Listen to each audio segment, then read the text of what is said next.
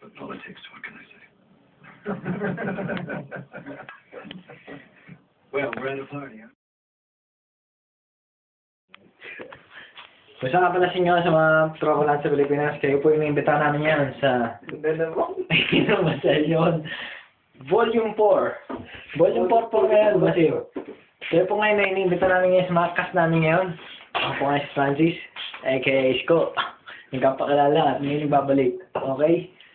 Pakilala namin ngayon sa second cast namin. At kailan may hindi Eduardo. Edu. Hindi Eduling ha. Kumusta ka sa kapal na dyan? Eduling, ha? Edu ha. Eduling. Edu. Lakas tama na yung mga tropa natin dito. Ito naman, ito. Ano ginagawa ni Bossing dyan? Bossing. Ano ka naman dyan? Ano ba yan? Ano ginagawa mo dyan? Gamitin niyo po ang peri sa paghugas ng inyong mga pinggan.